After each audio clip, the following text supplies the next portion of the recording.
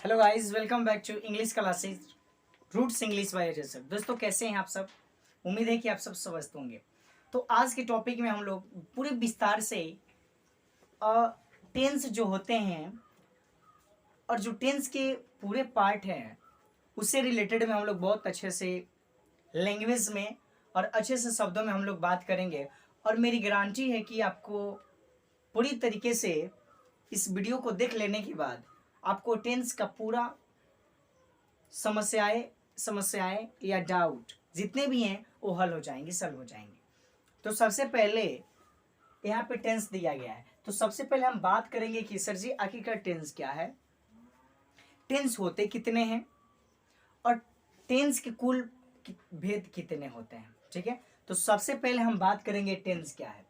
देखिए, किसी भी चीज को करने से पहले उसके बारे में जान लेना जरूरी है। जैसे कि आज कोई भी टॉपिक पढ़ाया जाता है तो सबसे पहले उस चैप्टर के बारे में पढ़ाया जाता है। जैसे चैप्टर का कोई नाम दे दिया गया, जैसे राजा, चैप्टर का नाम हुआ राजा, तो राजा के बारे में पहले 10 लाइन बताया जाता है, 2-4 लाइन बताया जाता है कि राजा का मतलब होता क्या है।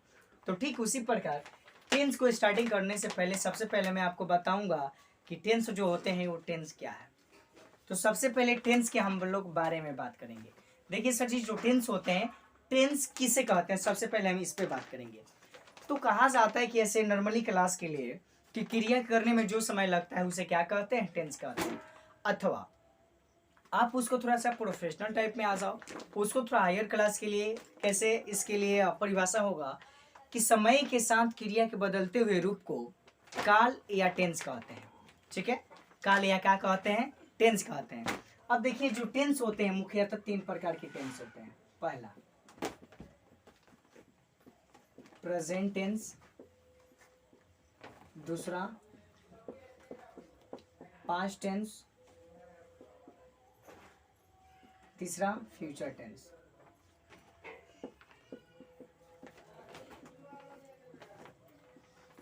ठीक है, अब यहाँ पे जो है अब यहाँ पे से इसको बारी बारी से हम लोग क्या करेंगे, डील करेंगे।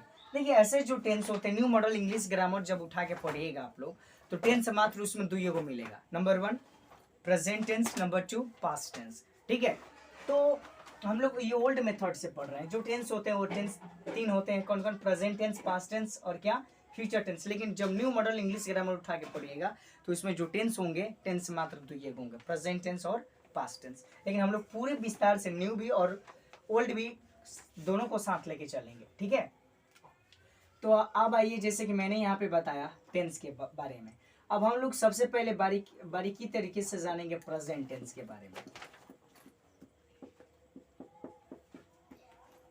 आखिरकार प्रेजेंट टेंस का मतलब क्या होता है? प्रेजेंट का मतलब क्या हुआ है? प्रेजेंट का मतलब होता है ऐसे उपस्थित। मतलब क्या हो, यानी कि प्रेजेंट टेंस का मतलब होता है कि वर्तमान काल। तो वर्तमान काल क्या है? तो वर्तमान काल वह है जो वर्तमान क्रियाओं के बारे में बोध कराता है। जैसे as for example, I am teaching, you are reading. I am teaching, मैं क्या कर रहा हूँ, पढ़ा रहा हूँ। यू आर रीडिंग, आप क्या कर रहे हैं, पढ़ रहे हैं। जस्ट नाउ, अभी आप लोग क्या कर रहे हैं, पढ़ रहे हैं। तो यहाँ पे उसको हम किस में रखेंगे? प्रेजेंट टेंस में रखेंगे। किस में रखेंगे जी? प्रेजेंट टेंस में रखेंगे। और यहाँ पे जो होगा हम उसको बारीकी तरीके से जानेंगे कि जो प्रेजेंट टेंस होगा वो प्रेजेंट टेंस क्या है। अब आपको अच्छी तरीके से समझ में आ गया होगा कि प्रेजेंट टेंस क्या है। यानी कि वर्तमान काल वह है जो वर्तमान क्रियाओं के बारे में क्या कराता है, बोध कराता है, उसे प्रेजेंट टेंस कहते हैं। राइट डाउन करते चलो, लिखते चलो, कॉपी कलम लेके बैठ जाओ और अच्छी तरीके से टॉपिक बताई जा रही है, अच्छी तरीके से आप लिखते चलो। प्रेजेंट टेंस क्या है? चूंकि प्रेजेंट टेंस का ही हिंदी होता है वर्तमान काल। तो वर्तमान काल क्या है भैया? तो वर्तमान काल वह है जो वर्तमान क्रियाओं के बारे में क्या कराता है भाई, बोध कराता है, उसे प्रेजेंट टेंस कहते हैं। और बात रही कि सर जो प्रेजेंट टेंस होते हैं, प्रेजेंट टेंस के भी कुछ पार्ट होते हैं। जी हाँ, आपने सही सुना। प्रेजेंट टेंस के जो पार्ट होते हैं, प्रेजेंट टेंस के 4 पार्ट होते हैं। प्रेजेंट टेंस के कितने पार्ट होते हैं? 4। Number 1 present indefinite tense. Present indefinite tense. दूसरा जो होता है वो होता है प्रेजेंट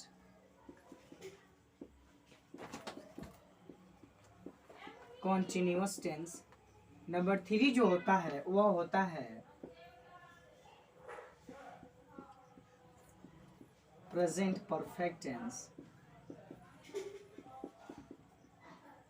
चौथा जो होता है वो होता है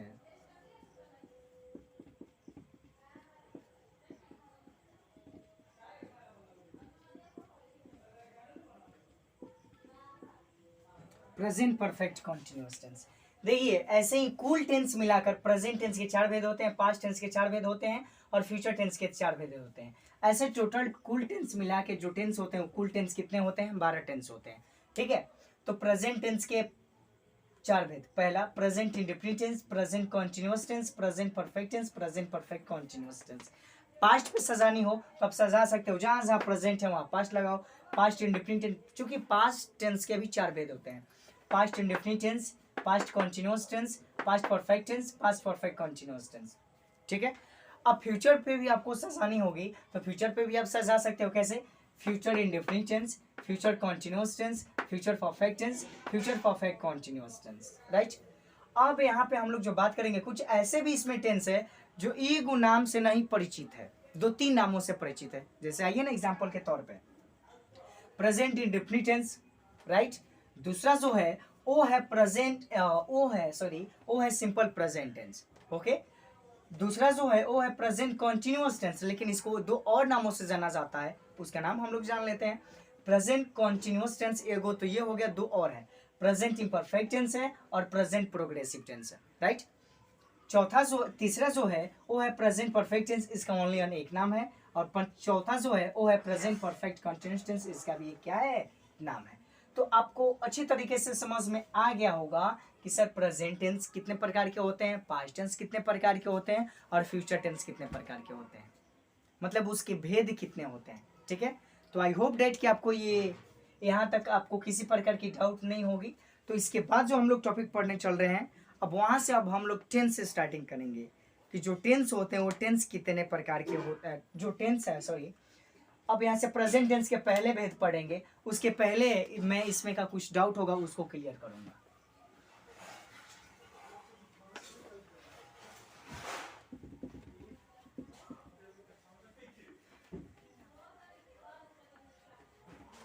देखिए, हर समय समस्याओं को डील करते रहना, समस्या आती जाती रहती है लाइफ में, तो उसे हड़बड़ाना नहीं चाहिए, क्योंकि हड़बड़ में हो जाता है गड़बड़। आपको पता भी होगा अच्छी तरीके से। तो यहाँ से अब हम लोग स्टार्टिंग कर रहे हैं, कुछ वॉवेल्स और कॉन्सोनेंट पे बात करेंगे। वॉवेल और कॉन्सोनेंट,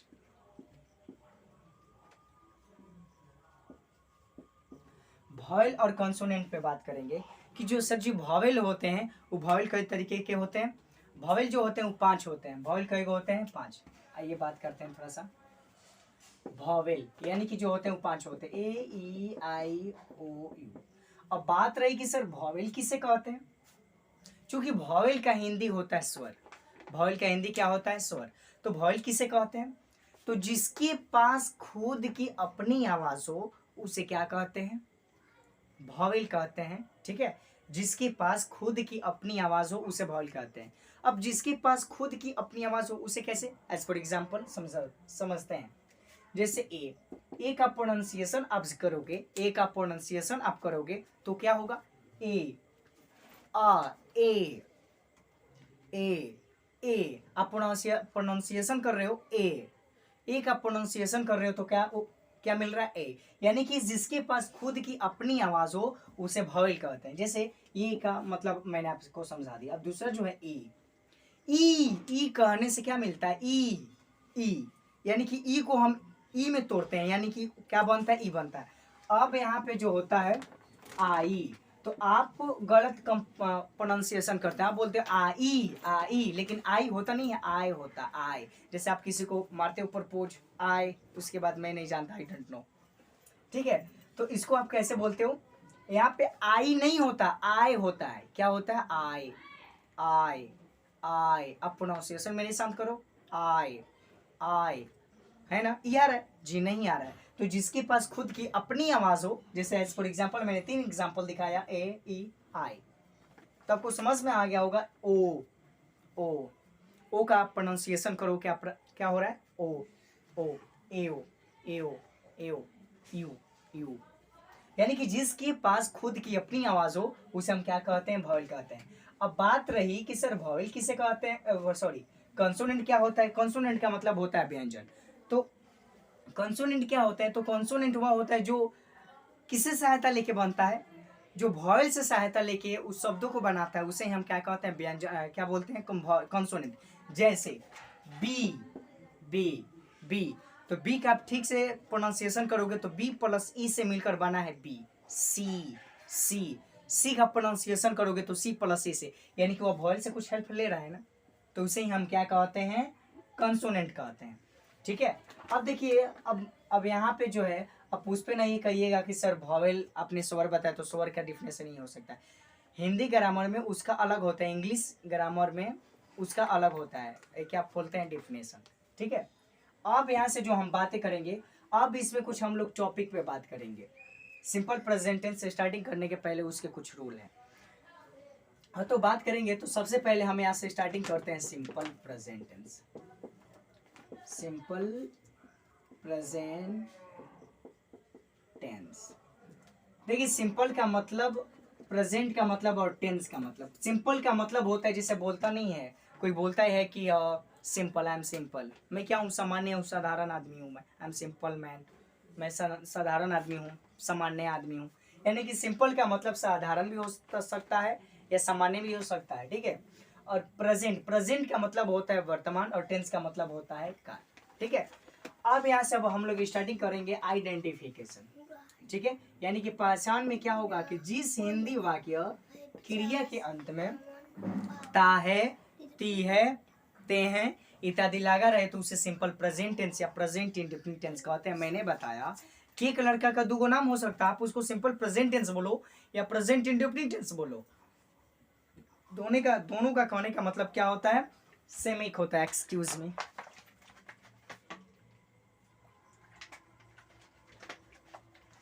दोनों का कहने का मतलब क्या होता है, सेम वन होता है, एक होता है। ठीक है।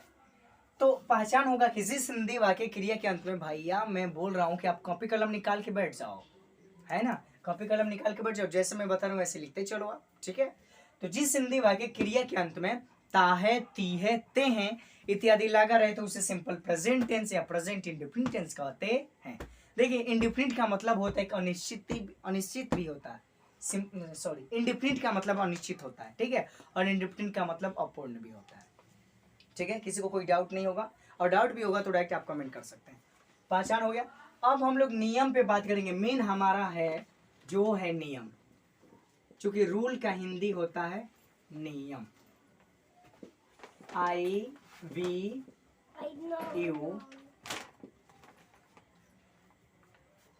दे के साथ मूल रूप, चूंकि मूल रूप का मतलब होता है वर्ब वन, और उसके बाद जो है वो है ही, सी, नेम के साथ हम यहाँ पे वर्ब 5 का प्रयोग करते हैं, यानी कि आपको उसमें मिलेगा एस या ईएस का प्रयोग।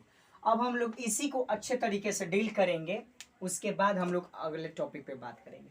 तो मैंने नियम में क्या लिखवाई कि आई वी उदय के साथ क्रिया का मूल रूप। आपसे कोई पूछ दे कि क्रिया का मूल रूप का मतलब क्या होता है, तो क्रिया का मूल रूप का मतलब होता है वर्ब वन। जैसे जाना, जाना का वर्ड मीनिंग क्या होता है, गो।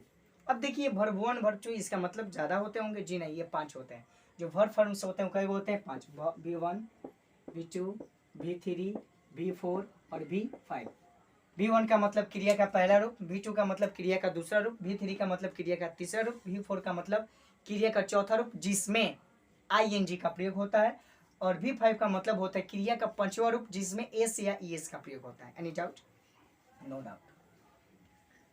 अब देखो, ये वर्ब आप समझ में आ गया। अब IVU दे के साथ वर्ब वन का प्रयोग, क्रिया का मूल रूप का मतलब वर्ब वन, आपको मैंने बताया। इसके साथ आप एक बात आप कान खोल के सुन लीजिए, कान में यदि रुई भी लगा तो उसको निकाल लीजिए।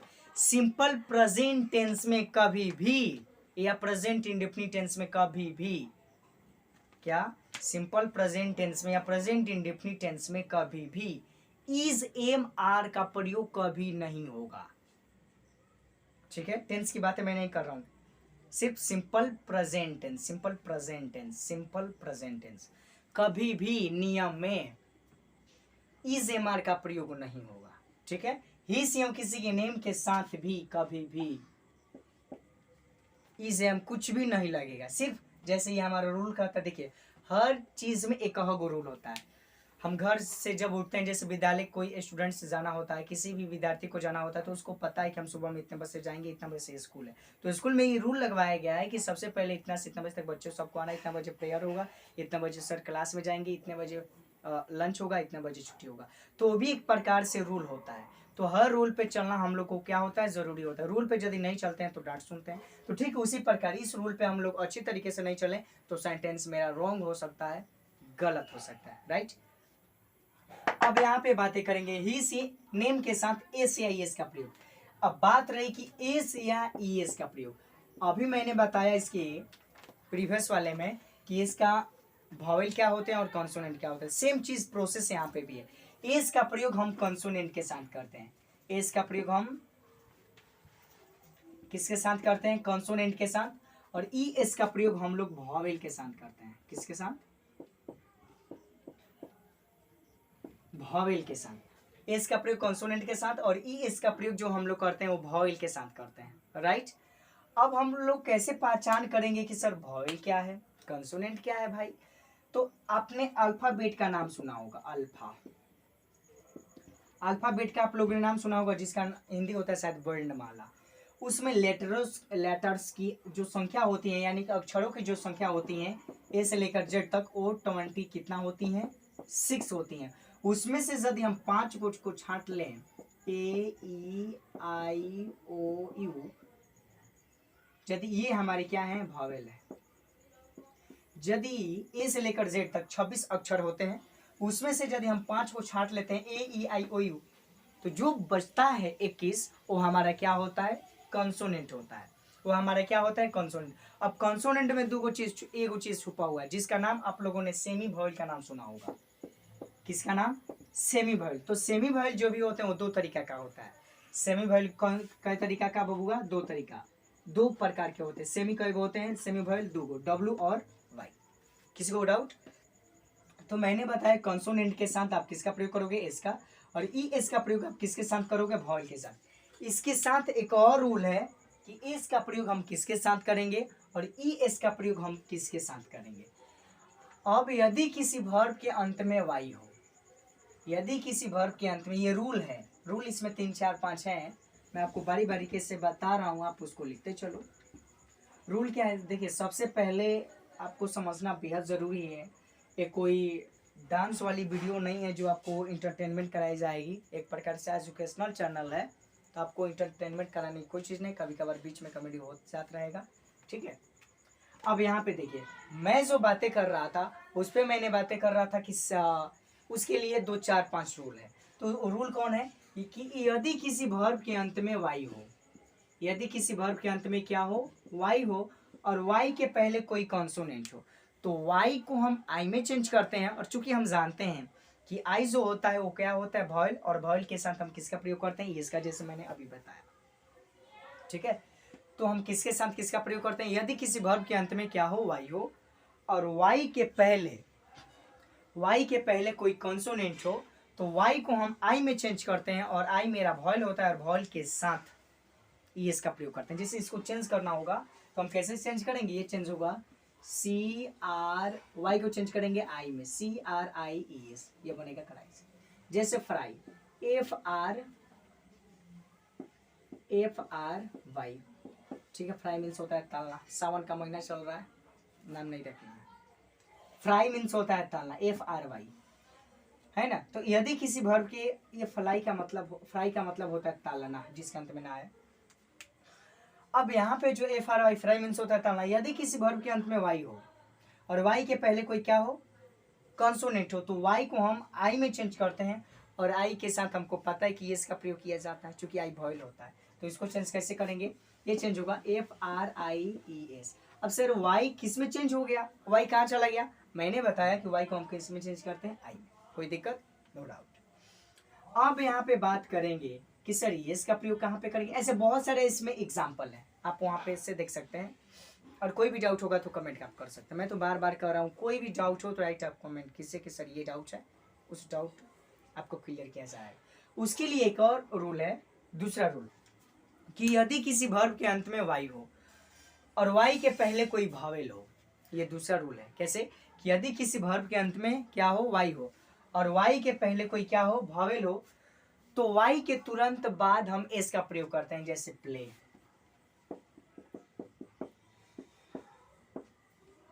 क्या है, प्ले है, PLAY, क्या है जी, प्ले है। तो यदि किसी, प्ले मीन्स होता है खेलना, आपको पता भी होगा। यदि किसी वर्ब के अंत में क्या हो, वाई हो, और वाई के पहले कोई क्या हो, भावेल हो, तो वाई के तुरंत बाद हमें इसका प्रयोग करेंगे। तो इसका किसका प्रयोग होगा, PLAY, प्लीज। अब तीसरा रूल है कि यदि किसी वर्ब के अंत में SH, CH, ऐसे बहुत सारे एक दो वर्ड्स हैं, यदि लगा रहा है तो उसमें ES जोड़कर उसका P5 बनाते हैं। जैसे वास, आपको पता होगा कि वाश मीन्स क्या होता है, आप लोग कपड़े धोते होंगे तो आपको पता होगा।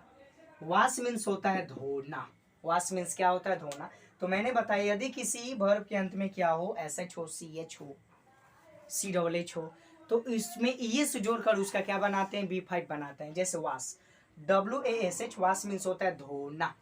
अब ना हम वर्ब की पहचान कैसे करेंगे कि सर ये वर्ब है। देखिए वर्ब की पहचान करने के लिए बहुत अच्छे तरीके से इसको बता दे रहा हूँ मैं।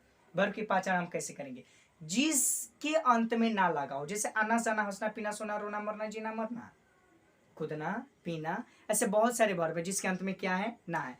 अब कुछ ऐसे भी अपवादी चीजें, जैसे आप बोलोगे सर पटना, पटना के तो अंत में ना है, क्या पटना वर्ब है, जी नहीं, गलत है। कुछ ऐसे भी चीजें होती हैं, जो कुछ ऐसे भी शब्द हैं जो कि वर्ब के अकॉर्डिंग हम उसको नहीं रखेंगे, वो जो है वो नाउन है। जैसे पटना, तेलंगाना, बियाना, स्टियाना, ऐसे बहुत सारे वर्ड हैं, उसको हम किस में रखेंगे, नाउन में रखेंगे, या ना कि वर्ब में। गलत हो जाएगा, ज़्यादा समझदारी गड़बड़ कर देगा, तो ज़्यादा दिमाग नहीं लगाना है। तो ये कि चेंज कैसे होगा, WASHES, वासेस। जैसे कैच, CATCH, कैच मीन्स होता है पकड़ना। जैसे बॉल को हम लोग क्या करते हैं, पकड़ते हैं, आपको पता भी होगा। कैच मीन्स होता है पकड़ना, तो इसको B5 में चेंज करेंगे तो क्या बनेगा, CATCHES, कैचेस। ठीक है, तो आपको इसमें किसी प्रकार की जो डाउट है तो आप डायरेक्ट कमेंट कर सकते हैं। अब यहाँ से हम लोग का स्टार्टिंग होगा sentence, affirmative sentence, negative sentence, interrogative sentence, interrogative negative sentence, WH word family. अब हम लोग यहाँ से स्टार्टिंग कर रहे हैं। देखिए ये लंबा चौड़ा कुछ वीडियो होने वाली है, 2-3 घंटा का, तो आप कहीं जाइए नहीं, ठीक है, और वीडियो का स्किप करके नहीं देखेंगे। अब यहाँ से हमारी चीज़ें जो स्टार्टिंग होंगी सेंटेंस, वो होंगी अफर्मेटिव सेंटेंस।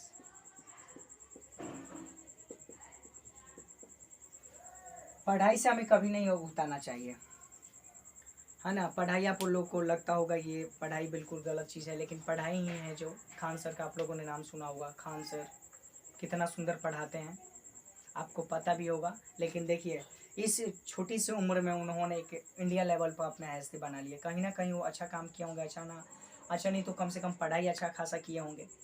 और हम लोग क्या करते हैं, अगुता जाते हैं कि क्या है ये पढ़ाई, क्या है।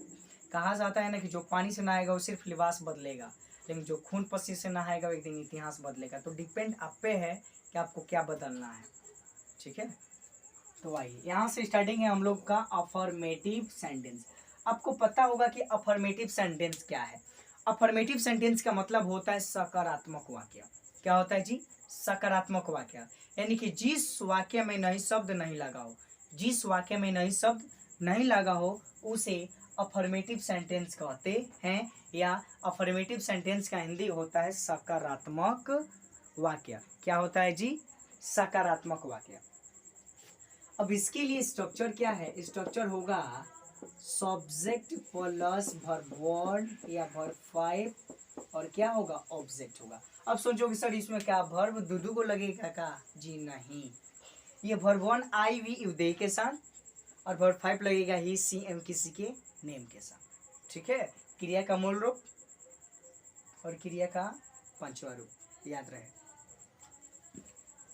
क्रिया का मूल रूप का मतलब वर्ब 1। जैसे सेंटेंस में मिलेगा कि मैं क्या करता हूँ, मैं जाता हूँ, मैं क्या करता हूँ, जाता हूँ। मैं जाता हूँ मेरा काम क्या है जाना, मेरा काम क्या है जी जाना। तो सब्जेक्ट कौन क्या हुआ, तो ये सब्जेक्ट जो होते हैं सब्जेक्ट, अब सब्जेक्ट की बात आ गई तो थोड़ा सा इस पे भी बात करेंगे। सब्जेक्ट जो होते हैं उस सब्जेक्ट साथ होता है I we you they he she name. आपको पता होगा क्योंकि सब्जेक्ट का हिंदी होता है कर्ता। सब्जेक्ट का मतलब क्या होता है, कर्ता जो कोई कार्य को करे। जैसे मेरा काम क्या है यहाँ से जाना, तो मैं क्या करता हूँ जाता हूँ, तो मैं जो हुआ वो क्या हुआ सब्जेक्ट हुआ, और जाना जो हुआ वो क्या हुआ वर्ब हुआ। तो मैं जाता हूँ, मैं का वर्ड मीनिंग आई, और जाना का वर्ड मीनिंग क्या होता है गो, आई गो। अब सोचो कि सर आई एम गो क्यों नहीं हुआ। मैं आपको उसी समय बताया था कि सिंपल प्रेजेंट टेंस में कभी भी इज एम आर का प्रयोग नहीं होगा, तो नहीं होगा, कहीं नहीं होगा। कोई भी किताब उठा के देख लीजिए, सिंपल प्रेजेंट टेंस में आई व्यू दे के साथ इसे किसी के नेम के साथ इज एम आर का प्रयोग किया हो, सिर्फ सिंपल प्रेजेंट टेंस में, मैं पढ़ाना बंद कर दूंगा। कभी नहीं होगा, कभी होगा ही नहीं। ठीक है, मैं जाता हूँ आई गो, मैं जाता हूँ, जैसे वे लोग बोलते हैं।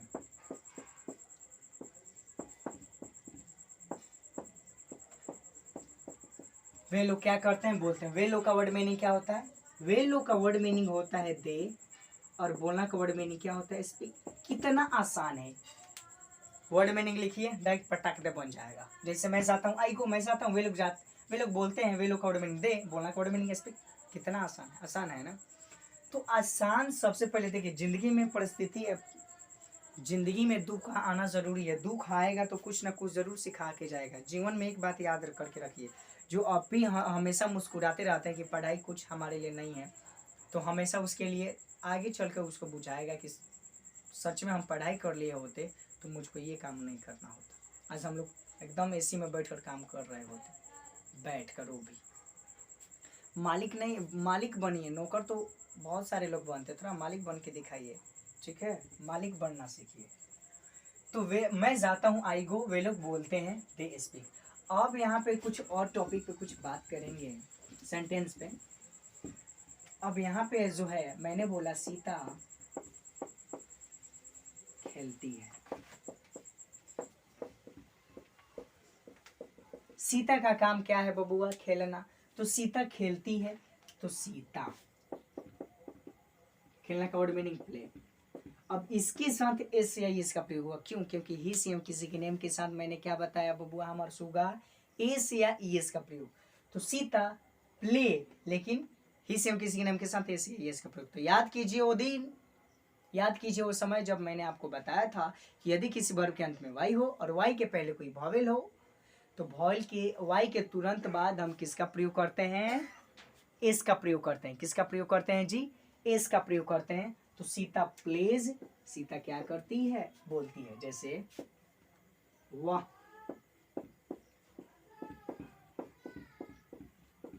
वह आती है, वह क्या करती है, आती है। तो वह का वर्ड मीनिंग, अब देखिए वह आती है, यहाँ पे स्त्रीलिंग का बोध कराया जा रहा है कि वह क्या करती है भाई, आती है। तो यहाँ पे बनाएंगे सी कॉम्स, सी कम्स, वह क्या करती है, आती है। जैसे आप जाते हैं, जैसे वह जाता है, वह क्या करता है, जाता है, तो ही गोज। एनी डाउट, कोई भी आपको डाउट हो रहा है तो डायरेक्ट आप कमेंट कर सकते हैं। अब यहाँ से थोड़ा सा, ये तो रहा सिंपल सेंटेंस, लेकिन अफर्मेटिव सेंटेंस में थोड़ा सा 12 सेंटेंस देखते हैं कैसे।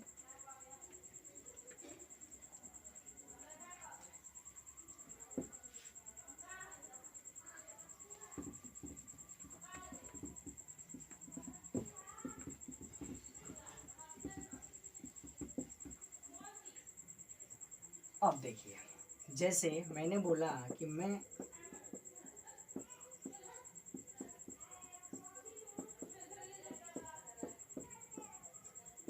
सेंटेंस है कि मैं विद्यालय क्या करता हूँ जी, जाता हूँ। मैं विद्यालय क्या करता हूँ, जाता हूँ। मेरा काम क्या है, विद्यालय जाना। अब सबसे पहले हम चलना प्रारंभ करेंगे, तब तो पता चलेगा कि हम कहाँ जा रहे हैं, मंदिर जा रहे हैं कि विद्यालय जा रहे हैं कि पूजा करने जा रहे हैं। तो ध्यान आपकी यहाँ पे होनी चाहिए कि हम कहाँ जा रहे हैं बनाते वक्त। तो मैं का वर्ड मीनिंग आपको पता है, आई बबुआ, कितना आसान है। आई, जाना का वर्ड मीनिंग गो, और कहीं भी जाने के लिए हम टू, और कहाँ जा रहे हो स्कूल। कितना आसान है। आई गो टू स्कूल, मैं विद्यालय जाता हूँ, मैं स्कूल जाता हूँ। आप झूठ बोलते हैं, आप झूठ बोलते हैं। तो आपका वर्ड मीनिंग यू, यू झूठ बोलना का टेल लाई होता है। कितना आसान है। यू टेल अ लाई, आप झूठ बोलते हैं। अब किसी के नाम से देख लिया जाए। अब देखिए, अब इसके अकॉर्डिंग देते हैं सब्जेक्ट। हालांकि रहा सब वैसे ही, सब्जेक्ट आई, वर्ब 1 या वर्ब 5 आपको पता है। ऑब्जेक्ट ये मेरा रहा। विद्यालय जो है इस सेंटेंस में क्या है, ऑब्जेक्ट है। ठीक है। अब जैसे कि सीता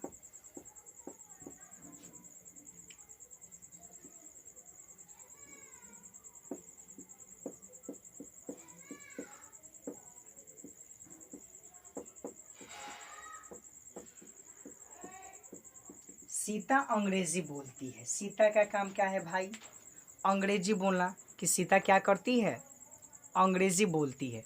तो सीता अंग्रेजी बोलती है। इस सेंटेंस को यदि बनाना होगा कि सीता अंग्रेजी बोलती है, तो आप कैसे बनाओगे, सीता स्पीक्स इंग्लिश। सीता अंग्रेजी क्या करती है, बोलती है। जैसे आप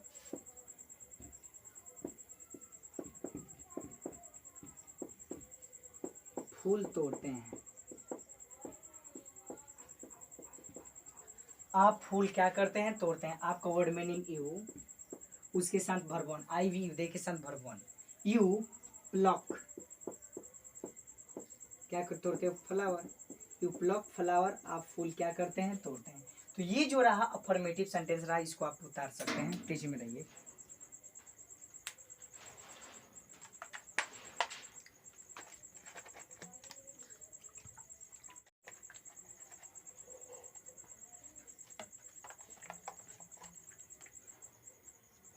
आई होप डेट कि इसको आप उतार लिए होंगे। अब देखिए, अफर्मेटिव सेंटेंस के तुरंत बाद जो टॉपिक पढ़ते हैं वो होता है निगेटिव सेंटेंस। देखिए निगेटिव सेंटेंस क्या होता है। आपको निगेटिव सेंटेंस के मोने में मतलब नाम सुने होंगे, तो आपको मोने में ऐसा लग रहा होगा कि निगेटिव। निगेटिव का मतलब क्या होता है, नकारात्मक वाक्य। नकारात्मक वाक्य का मतलब क्या होता है, जिस वाक्य में नहीं शब्द लगा हो। अफर्मेटिव सेंटेंस में हम लोग क्या पढ़े थे कि जिस वाक्य में नहीं शब्द नहीं लगा हो उसे अफर्मेटिव सेंटेंस कहते हैं। लेकिन निगेटिव सेंटेंस में ऐसा नहीं है। निगेटिव सेंटेंस में आपको नहीं लगाना बेहद क्या है, जरूरी है। ठीक है। तो हम लोग इसके बाद जो टॉपिक पढ़ने चल रहे हैं वो है निगेटिव सेंटेंस। कैसी, निगेटिव सेंटेंस।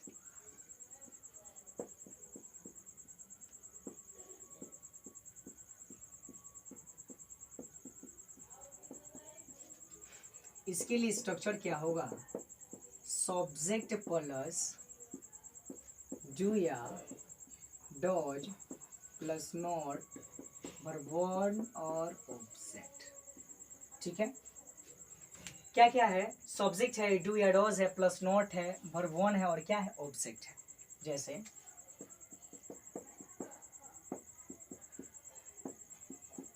मैं नहीं खाता हूँ, मैं क्या करता हूँ, मैं नहीं खाता हूँ। यानी कि जिस वाक्य में, देखिए शब्द और वाक्य में अंतर है।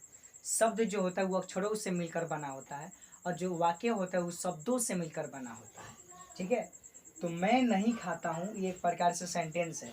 यानी कि जिस वाक्य में, चूंकि सेंटेंस का ही मतलब होता है वाक्य, जिस वाक्य में नहीं शब्द लगा हो, जिस वाक्य में नहीं शब्द लगा हो उसे निगेटिव सेंटेंस या नकारात्मक वाक्य कहते हैं। जैसे मैं नहीं खाता हूँ। तो किसके साथ, हम सबसे पहले स्ट्रक्चर को समझते हैं। एक प्रकार से निगेटिव सेंटेंस है, राइट। अब स्ट्रक्चर को समझते हैं। देखिए भाई, सब्जेक्ट आप जानते हो, जो कोई कार्य करे, I we you they he she name, आप ऑलरेडी जानते हो। डू या डॉज का प्रयोग आप किसके साथ करोगे, आई वी यू दे के साथ डू का प्रयोग, आई हो, वी हो, यू हो, दे हो, डबल नेम के साथ डू का प्रयोग। डज का प्रयोग ही सी नेम के साथ डज का प्रयोग करोगे, और इसके साथ, इस दोनों के साथ आप नॉट का पक्का प्रयोग करोगे। कोई भी हो, कोई एक हो, डू हो तो डू नॉट या डोंट आप उसको बोल सकते हो, डज हो तो डज नॉट या फिर डजेंट उसको बोलते हैं, याद रहे दिमाग में। वर्ब वन है, वर्ब वन का मतलब आप समझते हो, मैंने उस समय से बता भी रहा कि क्या होता है वर्ब वन। ऑब्जेक्ट, जैसे ऑब्जेक्ट का मतलब पहचान करना होगा तो किसी जगह का नाम हो सकता है, कोई खाने वाली चीज़ें हो सकती हैं, ऐसे भी तो ऑब्जेक्ट की पहचान हो सकता है। जैसे कि मैं नहीं खाता हूँ, मैं क्या करता हूँ जी, मैं नहीं खाता हूँ, तो मैं नहीं खाता हूँ इसको बनाना होगा तो क्या करेंगे, सबसे पहले आई, और आई विधेय के साथ डू नॉट का प्रयोग, आई डू नॉट ईट। इसको आप चाहो तो एक और मेथड से बना सकते हो, आई डोंट ईट, मैं नहीं खाता हूँ, ऐसे भी बना सकते हो। जैसे कि आप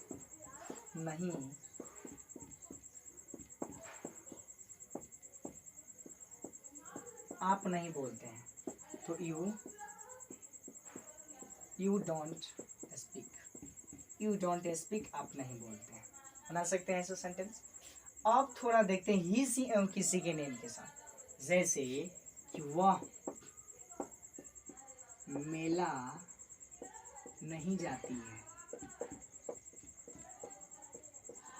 वह मेला नहीं जाती है, तो वह मेला नहीं जाती है, वह जो एक सब्जेक्ट है, मेला जो है सेंटेंस में ऑब्जेक्ट का काम कर रहा है, नहीं जो है निगेटिव सेंटेंस है तो निगेटिव वर्ड का होना कंपल्सरी है, अनिवार्य है, जरूरी है, नेसेसरी है। जाना जो है वो क्या है, वर्ब है, ठीक है। अब उसमें देखिए ना ती भी है तो पहचान है सिंपल प्रेजेंट टेंस का, कि आखिरकार देखिए वो इसलिए दिया जाता है ताकि आपको पता चल जाए कि वो आखिरकार वो किस टेंस का क्या है, सेंटेंस है, इसीलिए वो उसको मिला के दिया जाता है। इसके बाद जो हम बात करेंगे, इस सेंटेंस को बनाएंगे, वह मेला नहीं जाती है, तो यहाँ पे स्त्रीलिंग का बोध हो रहा है तो she does not go to fair, she does not go to fair, वह मेला नहीं जाती है। इसको चाहो तो एक और मेथड से बना सकते हो, कैसे, she doesn't go to fair, she doesn't go to fair, वह मेला नहीं जाते हैं। जैसे आप जैसे राम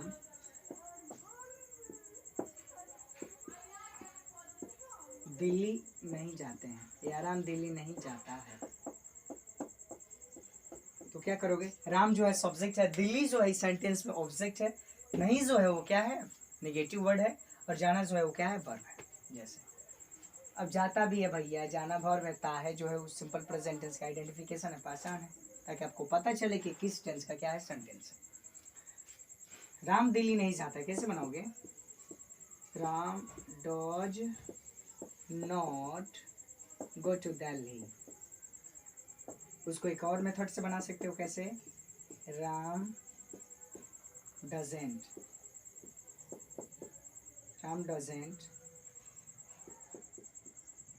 गो टू दिल्ली। अब कोई भी मेथड इसको क्या कर सकते हैं, आसानी से बना सकते हैं। इसको तेजी में उतारिए, तेजी में रहिए। इसके बाद जो हम लोग टॉपिक पढ़ने वाले हैं, उस टॉपिक का नाम होगा इंट्रोगेटिव सेंटेंस। कौन सा सेंटेंस, इंट्रोगेटिव। देखिए इंट्रोगेटिव सेंटेंस का मतलब होता है प्रश्नबोधक वाक्य। इंट्रोगेटिव सेंटेंस का मतलब क्या होता है जी, प्रश्नबोधक वाक्य या प्रश्नवाचक वाक्य।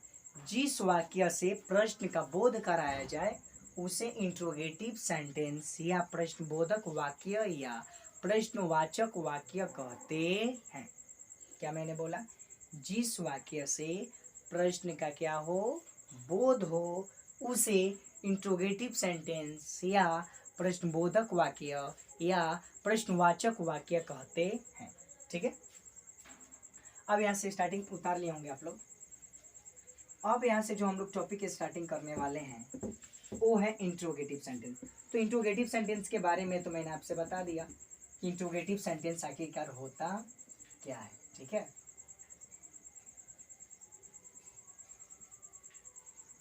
अब सेंटेंस आपको वैसे मिलेगा इसमें, जैसे क्या मैं बोलता हूँ, इसके बारे में थोड़ा सा आपको एक्सपीरियंस क्या बोलते हैं, एक्सपेरिमेंट करके बताना होगा, तब आपको अच्छी तरीके से समझ में आ सकता है।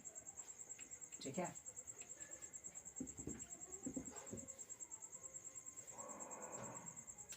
Interrogative, INTRRO, interrogative sentence. इसके लिए स्ट्रक्चर क्या है, डू या does plus object plus verb one plus object और क्वेश्चन मार्क। अब इसको बारीकी तरीके से समझते हैं कि डू या डॉज क्या होता है। आई विल दे के साथ डू, ही से किसी के नेम के साथ does, subject I will they he she name, verb one आप जानते हो, ये यू वन आपको लग रहा होगा, लीजिए वर्ब वन। अच्छा, अच्छी तरीके से देते हैं, लीजिए वर्ब वन ऑब्जेक्ट। देखिए इंट्रोगेटिव सेंटेंस आप सेंटेंस अच्छी तरीके से बना लेते हैं, वो मायने नहीं है। इंट्रोगेटिव सेंटेंस में कुछ मुख्य बातों पे ध्यान देंगे। इंट्रोगेटिव सेंटेंस जब हम बना रहे हो, हिंदी हो चाहे इंग्लिश हो, तो उसमें क्वेश्चन मार्क का देना बहुत क्या होता है, ज़रूरी होता है। आप क्वेश्चन मार्क नहीं दोगे, आप अच्छा खासा सेंटेंस बनाए हो, सिर्फ आप क्वेश्चन मार्क नहीं दोगे तो आपका सेंटेंस क्या हो सकता है, रॉन्ग हो सकता है, यानी कि क्या हो सकता है, गलत हो सकता है। ठीक है, अब आइए थोड़ा सा सेंटेंस में बात करेंगे। जैसे क्या मैं खाता हूँ, क्या मैं खाता हूँ। अब क्या जो है, क्या मैं खाता हूँ, अब आपको कैसे बुझाएगा कि सर ये प्रश्नबोधक वाक्य है। जैसे मैंने आपसे बोला कि आप खाते हैं, आप क्या करते हैं, खाते हैं। जैसे फॉर एग्जाम्पल दूसरा एग्जाम्पल लेते हैं, मैंने बोला आप झूठ बोलते हैं, आप बोल रहे क्या मैं झूठ बोलता हूँ, क्या मैं झूठ बोलता हूँ, तो क्या क्या लगाकर एक प्रश्न का आपने बोध करा दिया। ठीक है, अब मैंने बोला कि मैं खाता हूँ, तुम क्या करते हो, खाते हो, तो तुम खाते हो, क्या मैं खाता हूँ, यानी क्या लगाकर प्रश्न का क्या करा दिया, आप बोध करा दिए। तो डू या डज आप समझते हैं किसके साथ किसका प्रयोग करेंगे। डू या डज आपसे फिलहाल मैं बता दे रहा हूँ, डू का प्रयोग आई विल दे के साथ, ही से किसी के नाम सांडोज, subject I will they he सी नाम, वर्ब वन जानते हैं क्रिया का मूल रूप। जैसे आना जाना, आना का मतलब कम, जाना का मतलब गो, ऐसे बहुत सारे वर्ब हैं जिसका वर्ड मीनिंग हो। ऑब्जेक्ट आप जानते हैं, और इंट्रोगेटिव सेंटेंस में क्वेश्चन मार्क का देना क्या है, जरूरी है। जैसे क्या मैं खाता हूँ, तो क्या मैं खाता हूँ, बोलिए do I eat, do I ईट, क्या मैं खाता हूँ। आई के साथ डू लगाएंगे, उसके साथ आई मेरा वर्ब सब्जेक्ट हो जाएगा, खाना क्या हो जाएगा, वर्ब हो जाएगा, और क्वेश्चन मार्क। जैसे क्या आप बोलते हैं, सेंटेंस क्या है कि क्या आप बोलते हैं, तो क्या आप बोलते हैं, इस सेंटेंस को यदि बनाना होगा तो आप कैसे बनाओगे, do you speak, do you speak, क्या आप बोलते हैं। समझ में आ गया होगा। अब थोड़ा सा लंबा चौड़ा सेंटेंस देखते हैं, जैसे कि क्या आप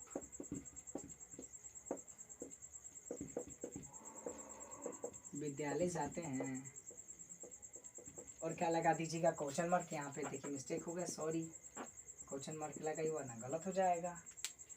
क्या आप विद्यालय जाते हैं, बोलो do you go to school, do you go to school, और यहाँ पे क्या लगा दीजिएगा, question mark. Do you go to school, क्या आप विद्यालय जाते हैं। जैसे क्या राधा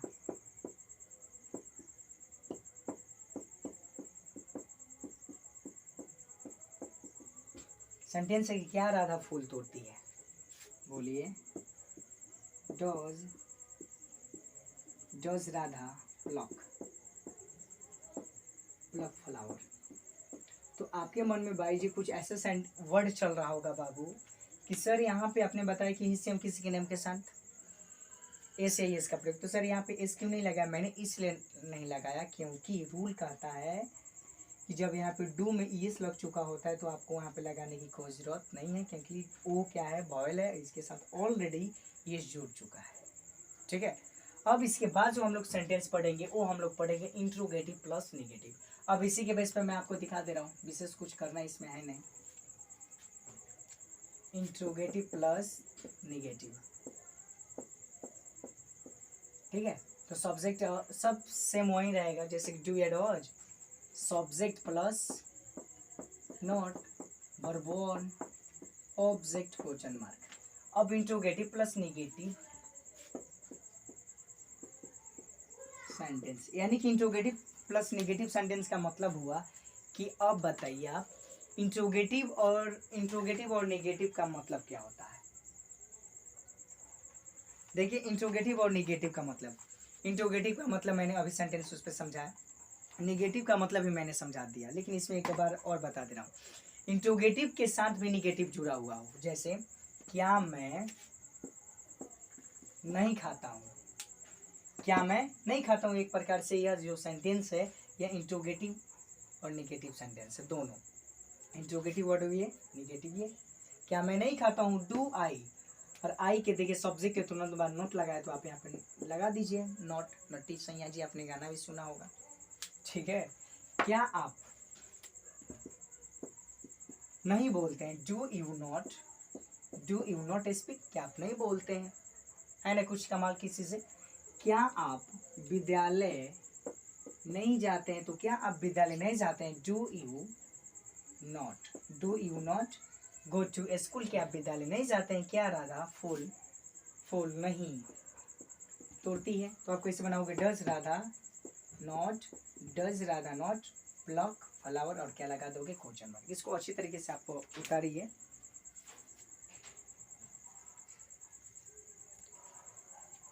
इसमें का दो और लास्ट टॉपिक है, वो टॉपिक कौन कौन से हैं, एक WH वर्ड फैमिली है, हाँ वही लास्ट है, उसी का एक इंट्रोगेटिव टू बता दिया जाएगा, और उसी में इंट्रोगेटिव टू के बाद डायरेक्ट उसमें नोट लगा के बना दिया जाएगा, और भी आसान हम लोग को पड़ जाएगा बनाने में, आप उतार लिए होंगे।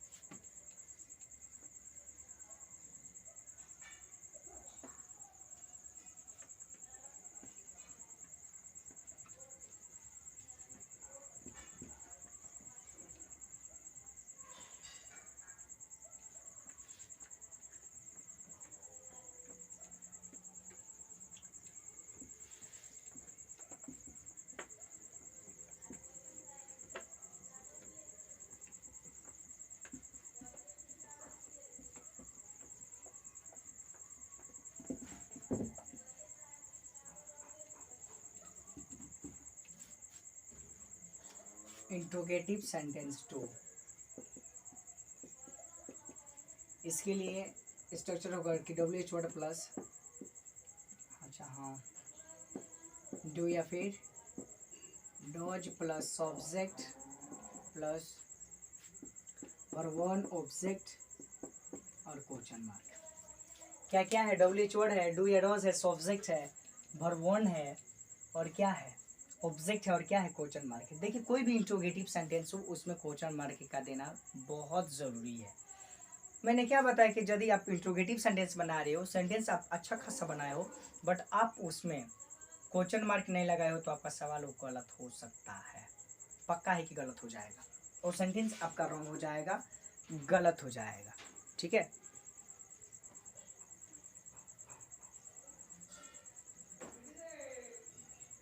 अब आइए आपको इसमें सेंटेंस को मैं आपको बता रहा हूँ, जैसे मैं क्यों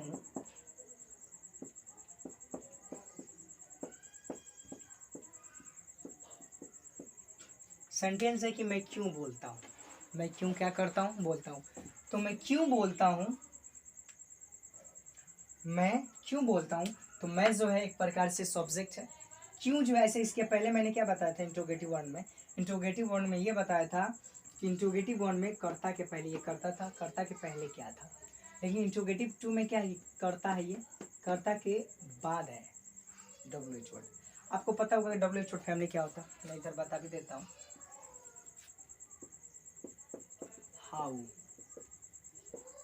हाउ मीन्स कैसे, हु मीन्स कौन, व्हाट मीन्स क्या, वाई मीन्स क्यों, वेयर मीन्स कहाँ, मेन मीन्स को, विच मीन्स भी होता है, ऐसे आप देख सकते हैं। तो मैं क्यों बोलता हूँ, क्यों का वर्ड मीनिंग क्या होता है, वाई। तो सबसे पहले इसको बनाने के लिए WH वर्ड को फैमिली को बाहर निकालेंगे, वर्ड जो होगा उसको बाहर, उसके एक सब्जेक्ट के अकॉर्डिंग डू एडवर्ब्स का प्रयोग करेंगे। सब्जेक्ट होगा आई विल दे नेम, आप जानते हो, वर्ब वन ऑब्जेक्ट ये क्वेश्चन मार्क, ठीक है। तो WH वर्ड को बाहर निकालिएगा, ये बनेगा वाई, उसके बाद डू, उसके बाद आई, और बोलना का वर्ड मीनिंग क्या होता है, स्पीक, और क्या लगा दोगे, क्वेश्चन मार्क लगा दोगे। मैं क्यों बोलता हूँ, वाई डू आई स्पीक, मैं क्यों बोलता हूँ, why do you I speak. जैसे आप कहाँ रहते हैं, आप कहाँ रहते हैं, आप कहाँ रहते हैं, कहाँ का वर्ड मीनिंग ढूंढिए, where, where do you live, where do you live, आप कहाँ रहते हैं। कितना आसान है। अब जैसे इसी के बेस पे सेंटेंस ले लें, जैसे कि राम क्यों झूठ बोलता है, राम क्यों झूठ बोलता है। तो इसको आप कैसे बनाओगे, सबसे पहले डब्ल्यू छोड़ो वाई, उसके बाद डॉज, उसके बाद राम टेल ए लाई, और क्या लगा दोगे, क्वेश्चन मार्क लगा दोगे। ऐसे सेंटेंस आप लोग अच्छी तरीके से क्या कर सकते हैं, बना सकते हैं। अब यहाँ पे सेंटेंस कोई भी और ले लें, जैसे कि आप क्यों हंसते हैं, वाई डू यू लाफ, आप क्यों खाते हैं, वाई डू यू ईट, मैं क्यों रोता हूँ, वाई डू आई वीप, आप क्यों क्रिकेट खेलते हैं, why do you play cricket. इसी के बेस पे सेंटेंस को बना सकते हैं, ठीक है। अब इसके बाद जो मैं सेंटेंस समझाने जा रहा हूँ वो होगा interrogative plus negative sentence two, interrogative plus negative.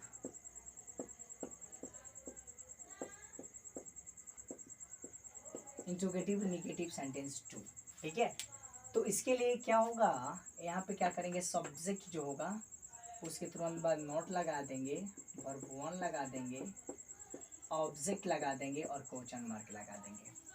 अब चेंज क्या करना होगा, WH वर्ड सबसे पहले बाहर निकलेंगे, आपको पता होगा, डू एडवर्ब्स, उसके बाद उसके तुरंत बाद हम सब्जेक्ट लगाएंगे और सब्जेक्ट के तुरंत बाद नोट लगाएंगे, नोट के बाद वर्ब वन ऑब्जेक्ट और क्या होगा, क्वेश्चन मार्क। जैसे कि मैं क्यों नहीं बोलता हूँ, मैं क्यों नहीं बोलता हूँ, वाई डू आई, उसके बाद आप डायरेक्ट नोट लगाओगे, नोट स्पीक, मैं क्यों नहीं बोलता हूँ। आप कहाँ नहीं रहते हैं, आप कहाँ नहीं रहते हैं, where do you not live, आप कहाँ नहीं रहते हैं। राम क्यों नहीं झूठ बोलता है वो, why does Ram not tell a lie, ठीक है। इसी की बेस पर सेंटेंस को आप अच्छी तरीके से क्या कर सकते हैं, बना सकते हैं।